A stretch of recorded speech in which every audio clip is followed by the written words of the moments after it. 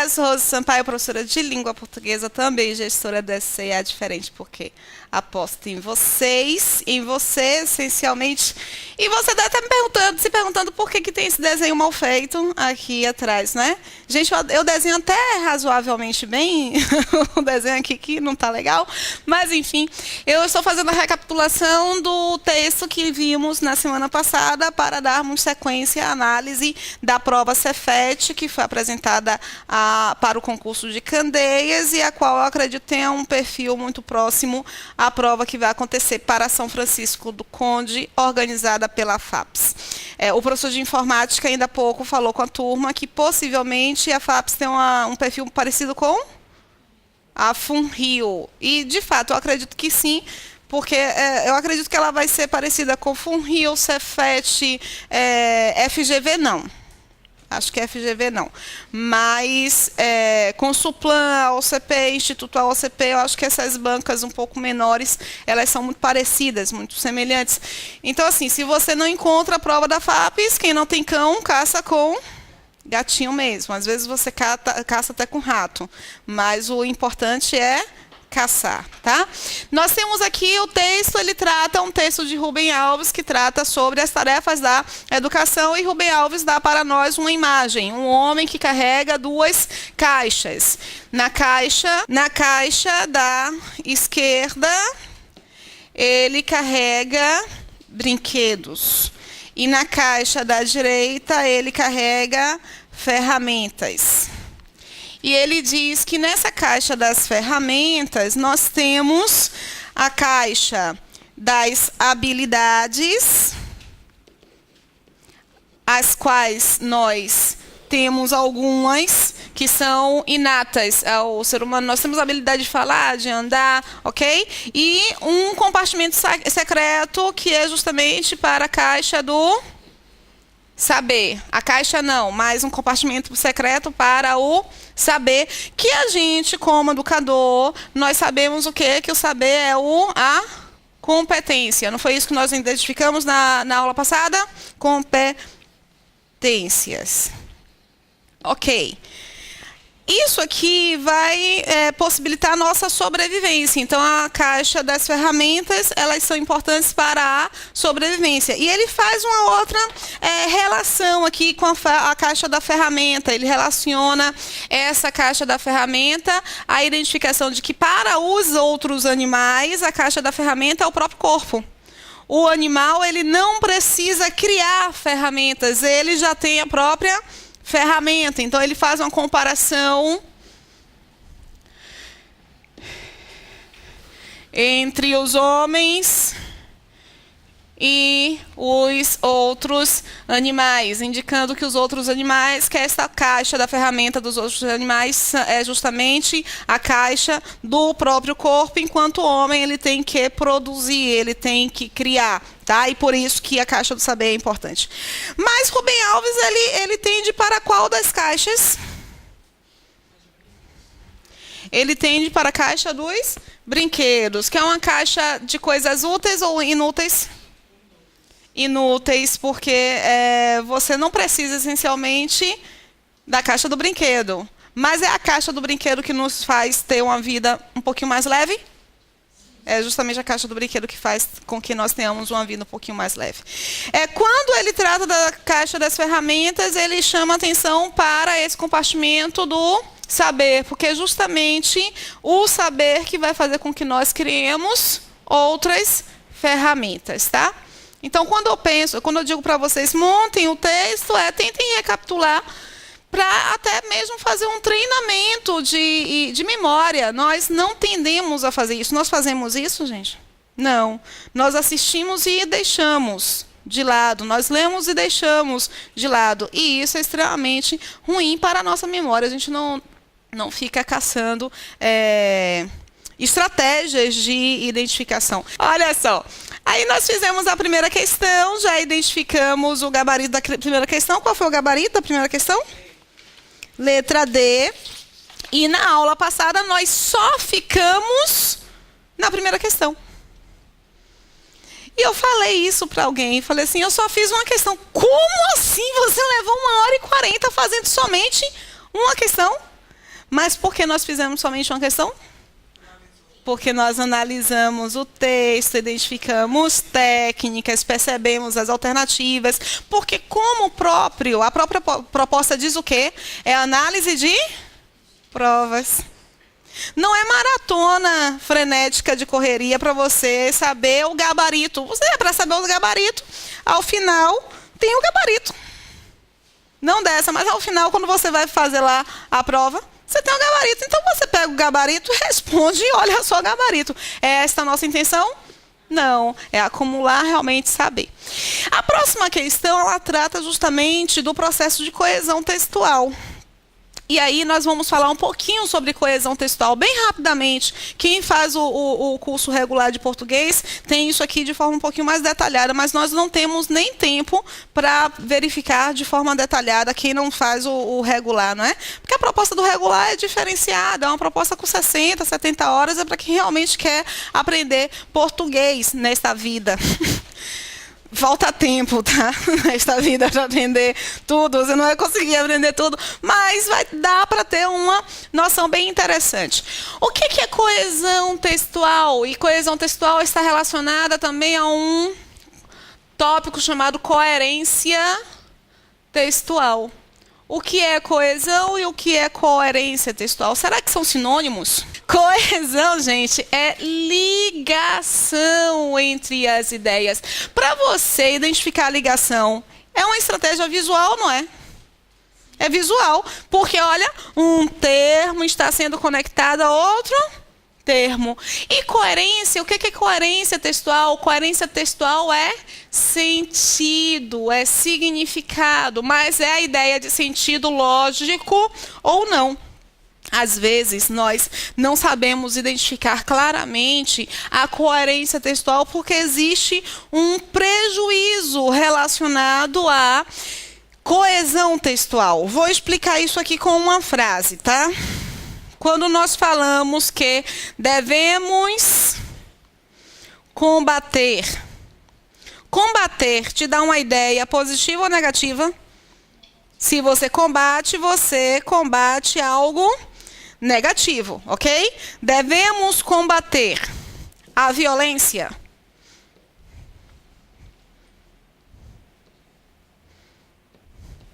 Ok? Pode? Devemos combater a fome. Pode? Devemos combater o desemprego. Pode? E a saúde. Pode? Eu posso combater a saúde? Não. Por quê? Por uma questão lógica. Ó. Violência, fome, desemprego são elementos que dão a ideia negativa. Por isso, você pode combater. Mas saúde é um elemento que te dá uma ideia positiva. Eu tenho aqui uma listagem, não tenho uma listagem? Esses elementos todos estão relacionados à palavra combater. Ó. Violência está relacionada à palavra combater. Eu estou visualizando a ligação.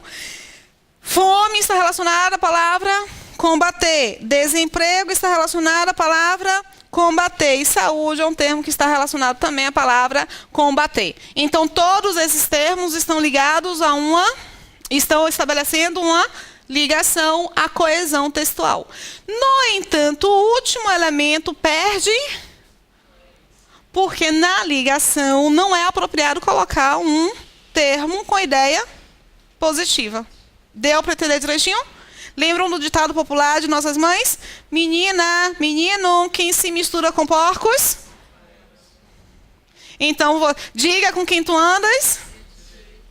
Pois é. Então, se eu tenho uma listagem, os elementos dessa listagem, eles precisam ser conectados semântica, sintática e morfologicamente. Eu preciso ter mesmo a classe gramatical, preciso ter um sentido aproximado dentro do campo semântico, tá? O que é semântica mesmo?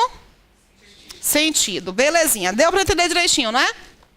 Nós temos algumas formas de estabelecer coesão textual. Uma delas é a identificação aqui da sinonímia. A palavra sinonímia, ela é dividida pelo sim e pelo NIME. Esse O aqui só é para estabelecer uma conexão entre as estruturas, tá? Sim, quando você diz sim para alguém, você não está aproximando o seu desejo ao desejo do outro? Sim, é uma estrutura que sempre vai dar uma ideia de aproximação. O que significa a palavra simpático? Aproximação de patos, que é sentimento. Simpático é quando você... fulano é simpático é porque a energia dele está se conectando à sua energia. O que é sintonia? Aproximação de tom. O que é sinergia? Aproximação de energia. Então, o sim significa aproximação. Nímia vai fazer referência a nomes. Então, quando você tem a sinonímia, você tem a aproximação dos nomes. A aproximação, gente, ela pode ser... Isso aqui é super importante, tá? Ela pode ser denotativa ou pode ser conotativa. O que é a conotação e a denotação? Denotação, sentido real. E conotação, sentido figurado. Eu tenho, por conseguinte, em denotação e conotação, referências possíveis para a sinonimia. Por quê? Porque minha aproximação ela pode ser figurada. Quando eu digo, por exemplo, seu coração é como pedra. Eu estou aproximando o coração a uma pedra. Mas essa aproximação é denotativa ou conotativa? Então, se é conotativa, essa aproximação está relacionada a uma figura de linguagem. Se for denotativa, eu tenho um sinônimo, ok? O que é sinônimo? Nomes aproximados, mas no seu sentido dicionarizado.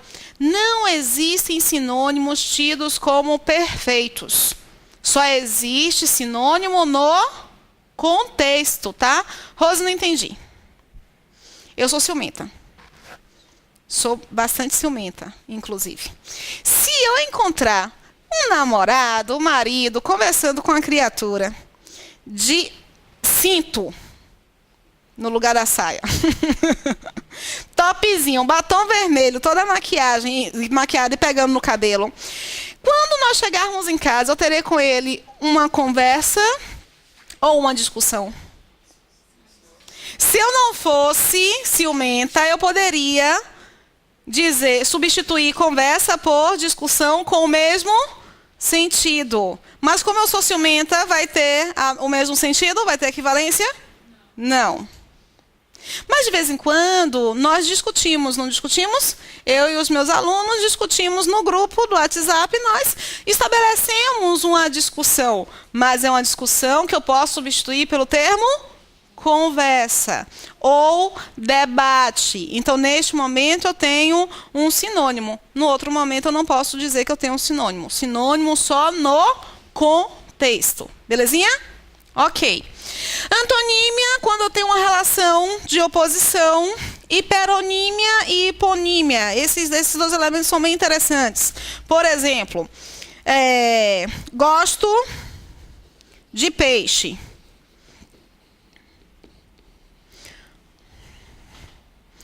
Mas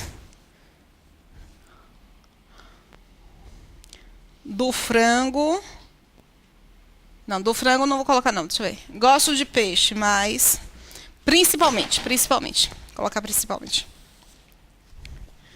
Principalmente...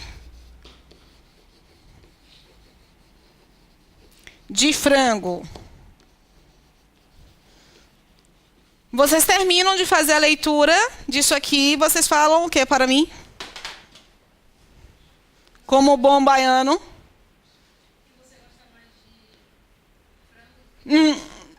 De acordo com o que tem aqui. Gosto de peixe, principalmente de frango. Como se o frango fosse peixe. Mas nós sabemos que o frango é peixe? Não. Tem coesão, mas tem coerência? Se perde a coerência, perde, portanto, a coesão. Você não tem um elemento com o qual estabelecer conexão. Ok? O que eu preciso colocar aqui no lugar de frango?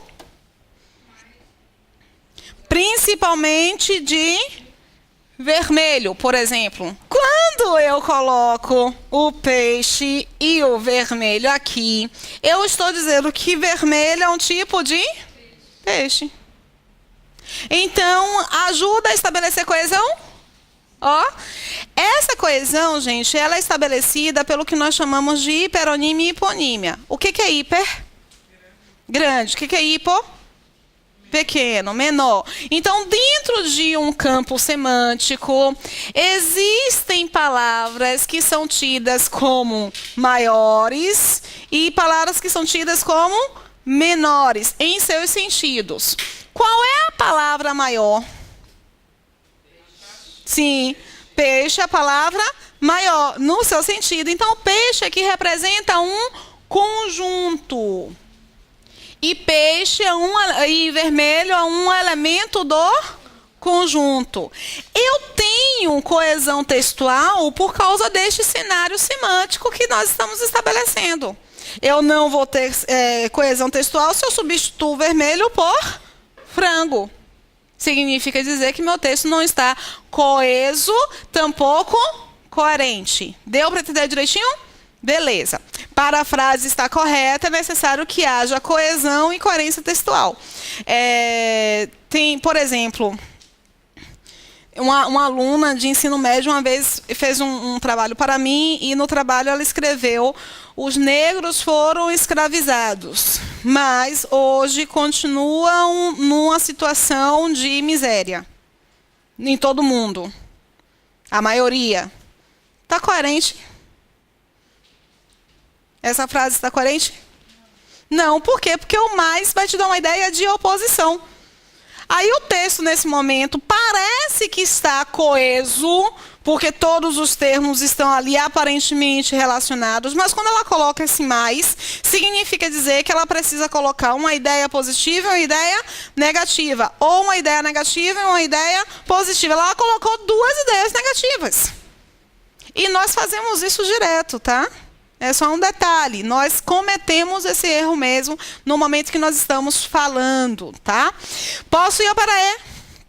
Forma de estabelecer coesão textual hiperonímia e hiponímia, eu posso dizer que entre peixe e vermelho há uma relação de hiperonímia e hiponímia. Beleza, porque peixe é o maior e vermelho é o menor.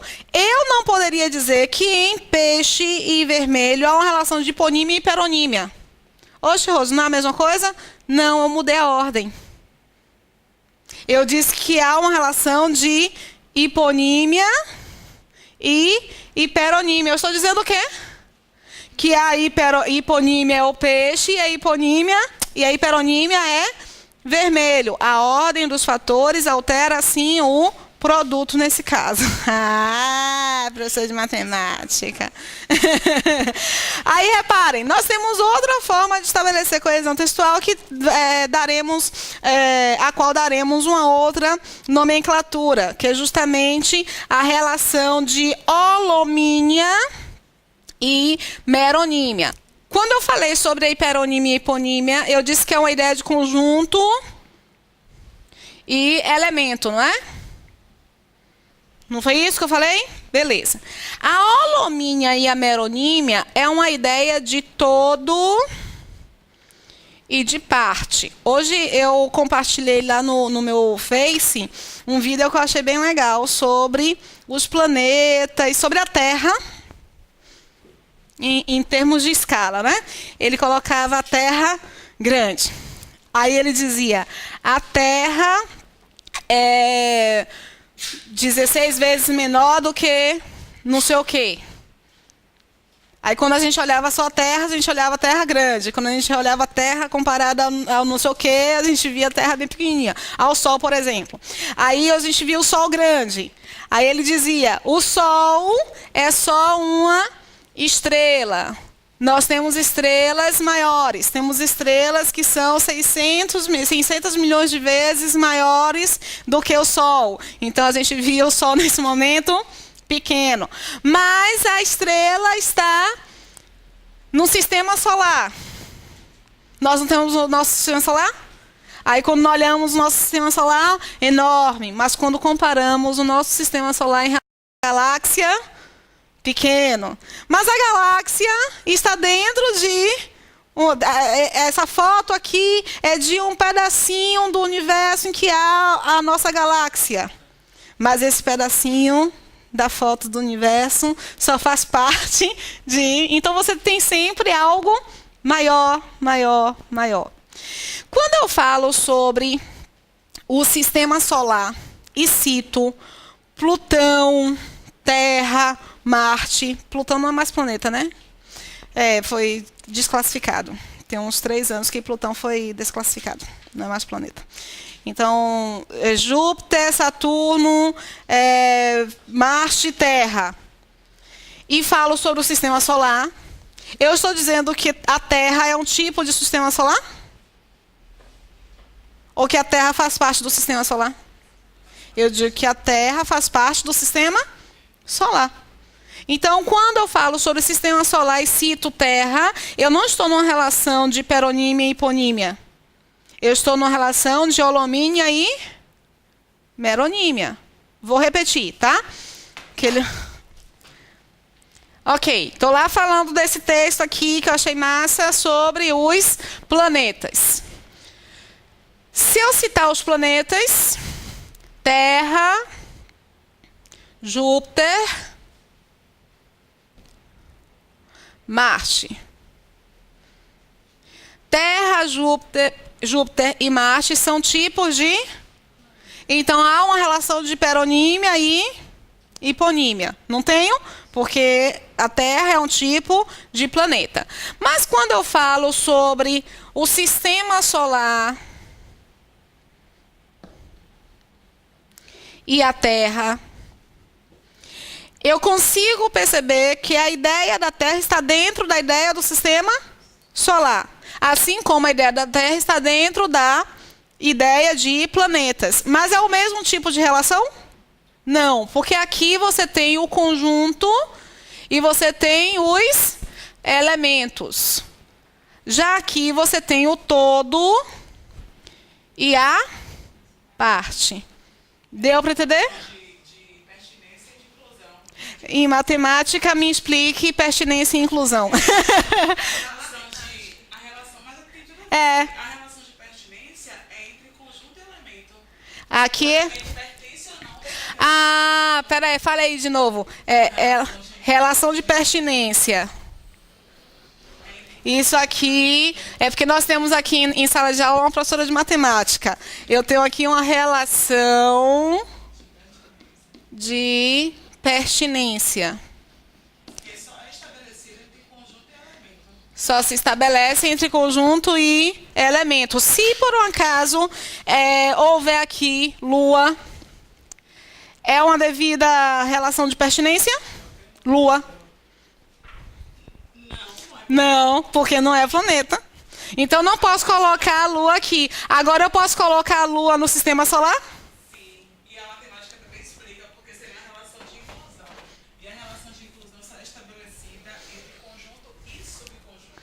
Olha, menina. Bata aí, vá. Pera aí. Relação de inclusão. Não. Eles se complementam de uma forma incrível. Porque para entender matemática, você precisa entender a linguagem. Então, tudo na vida... Quando o professor de matemática consegue mostrar para o aluno que a matemática tem um uso no seu cotidiano, não é? Porque tudo na vida tem uma relação de pertinência e de inclusão.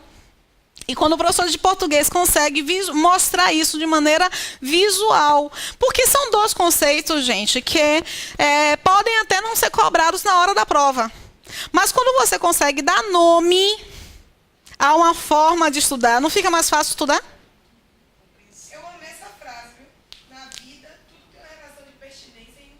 Tudo, Que bonito, né, Ana?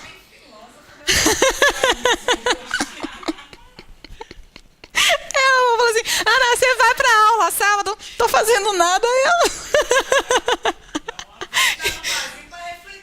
Pra refletir. completinho. Quebrar um caranguejo, às vezes em silêncio, porque a coisa é tão profunda que você não consegue traduzir em palavras. Aí fica lá, quebrando caranguejo, dando uma chupadinha. Mas bonito isso mesmo, bonito. E eu acho muito bacana quando existe essa comunhão entre saberes, porque você percebe que as coisas não estão largadas, né? Muito legal mesmo. Você é de ciências. E aí você é de ciências. Não tem relação de pertinência e inclusão? Bom, nós temos uma coesão chamada de gramatical. O que é coesão gramatical? Quando é a gramática que define as relações que estão sendo estabelecidas. Você tem uma coesão frásica, que é a ideia de concordância, regência, na própria frase. Uma coesão interfrásica, que é o quê? Inter é entre frases, que é o que nós vimos ali com o principalmente de vermelho, porque lá eu tenho duas frases. Eu gosto de peixe, gosto principalmente de vermelho. Eu só não preciso colocar a palavra gosto, porque a ideia do verbo gostar na primeira construção já está muito clara e você consegue estabelecer a coesão textual. Nós temos uma relação de coesão pelo tempo, a dinâmica, tá? A sequência temporal, ela faz toda uma diferença e um estabelecimento de coesão e de coerência textuais. E uma coesão chamada de referencial, que pode ser identificada como anafórica ou catafórica. Não vou explicar isso agora, porque, se eu não me engano, lá na questão, ele trabalha sobretudo com relação anafórica e catafórica, então eu conseguirei explicar isso melhor ao longo da realização do quesito. Vocês já fizeram? Todo mundo então, não é?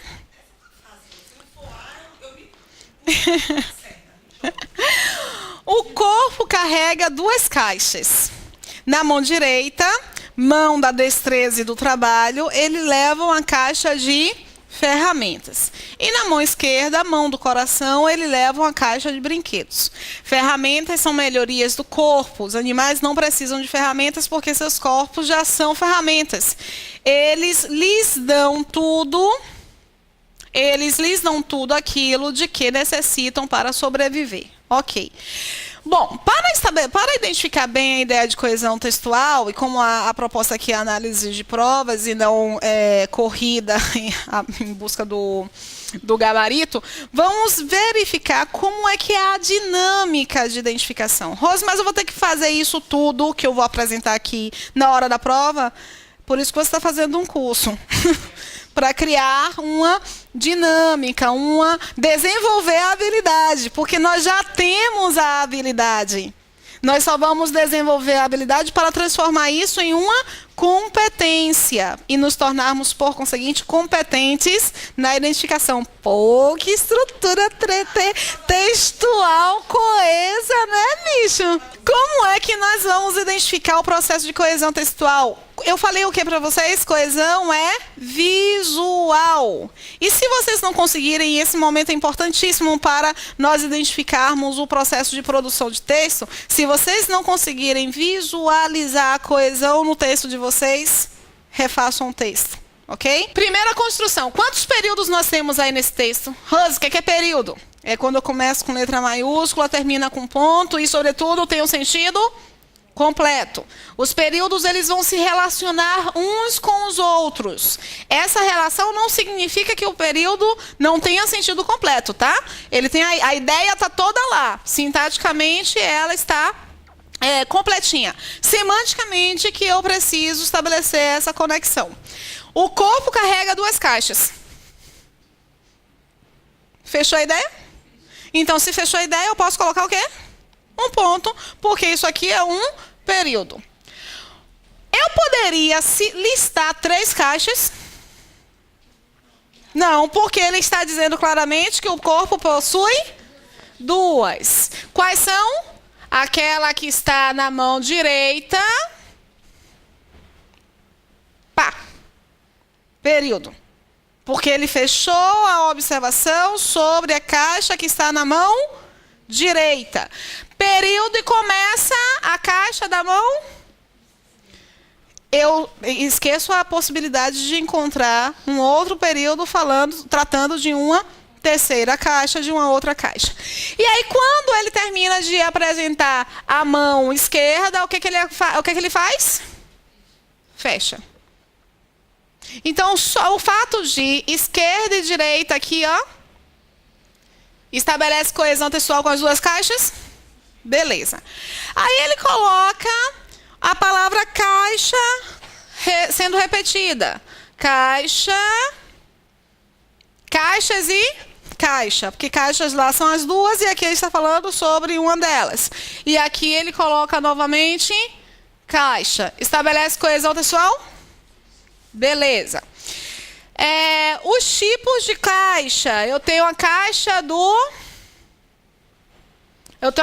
de ferramentas e eu tenho a caixa de brinquedos. São tipos de caixa? Não são, não?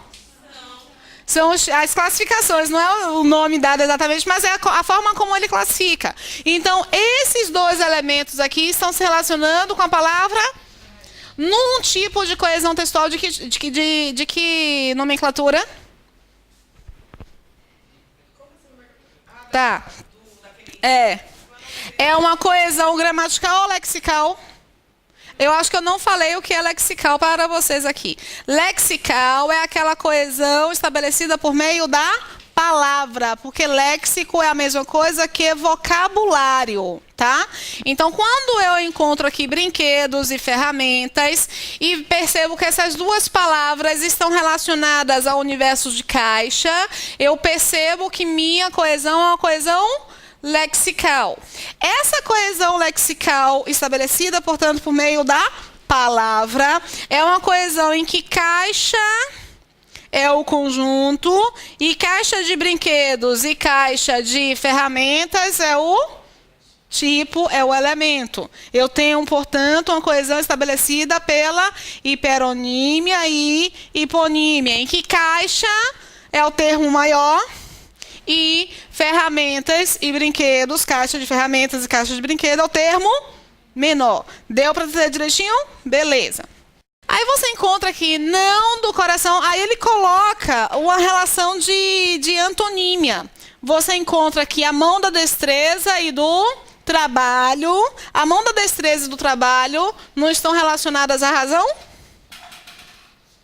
Aí você tem a mão do coração, que é relacionada a quê?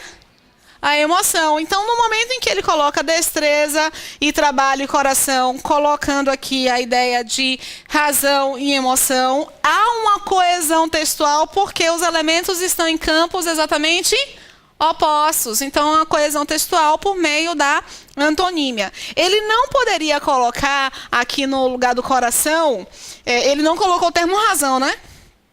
Não colocou o termo razão, mas nós sabemos que aqui ele está querendo fazer a oposição entre razão e coração. Mas se ele colocasse aqui razão no lugar de coração, o texto iria ficar como? Você não iria entender completamente o texto porque ele não está apresentando dois campos opostos. Ferramentas são melhorias do corpo. Aqui ele está falando sobre o quê? Sobre a primeira caixa. Não está falando sobre a primeira caixa? Ferramentas são melhorias do corpo. Os animais não precisam de ferramentas. Ó, você pega aqui animais. É um tipo de corpo ou o animal ele tem um corpo? O animal tem um corpo. Então você está numa relação de hiperonímia e hiponímia ou de holomínia e meronímia? Holomínia e himeronímia, porque você tem ideia do todo e dentro desse todo você tem a parte. Os animais não precisam de ferramentas porque seus corpos já são ferramentas. Eles quem? Eles, os animais? Eles, os corpos, né? Os corpos, não é esse corpo. A relação do eles está justamente com corpos. Eles lhes dão tudo. Quem dá uma coisa a alguém. A quem? Aos animais. Eles lhes dão tudo aquilo de que necessitam, ok? Então você tem o eles, é uma referência ao termo animais. Numa relação sinonímica, eles é um sinônimo de animais? Não. Eles é uma palavra que substitui a palavra animais. Não, é um pronome. Porque uma relação sinonímica é você pegar um nome diferente para se referir ao nome anteriormente apresentado. Aqui você tem uma palavra que substitui o elemento apresentado. Vejam que tanto eles quanto lhes, esses dois termos estão relacionados com algo que já foi citado, não estão? Então, eu estou fazendo uma referência que eu chamo de anafórica. Anáfora é quando você resgata algo que foi apresentado, quando você retoma, ok? Beleza. Qual é o outro elemento que ele está pedindo? Esse ele aqui. Ele leva uma caixa de brinquedo. Esse ele está relacionado a qual palavra? Está relacionado à palavra corpo. Bom, vocês marcaram letra A, porque o primeiro pronome ele e o segundo tem o mesmo referente, corpo. Já o pronome lhes se refere a animais. Qual é o segundo? É o eles aqui? É o ele que você riscou agora. Ah, não. O primeiro é esse, o segundo... Ok. Agora, ele poderia... Se ele não tivesse colocado... Se ele tivesse colocado aqui todos os pronomes pessoais de terceira pessoa estão relacionados com o mesmo referente. Não estaria correto. Por quê? Porque o eles não está se referindo a corpo, está se referindo a corpos. Está se referindo a corpos ali no plural. Mas, da forma como está aqui, realmente isso é verdadeiro. O primeiro pronome ele e o segundo têm referentes diferentes, respectivamente corpo e coração. Já o pronome lhes refere-se a animais. Isso aqui, falso, já identificamos, né? O primeiro pronome ele e o segundo têm referentes diferentes, respectivamente, trabalho e coração. Já o pronome lhes refere-se a corpos, também é falso. Ele poderia problematizar um pouquinho mais, falando sobre os pronomes pessoais do caso reto está se relacionando com o mesmo referente. Enquanto o pronome pessoal do caso oblíquo átono, aí, gente, meio mundo de gente ia dizer que miséria é essa, pelo amor de Deus. Mas aqui está tranquilo e favorável, letra A é o nosso gabarito.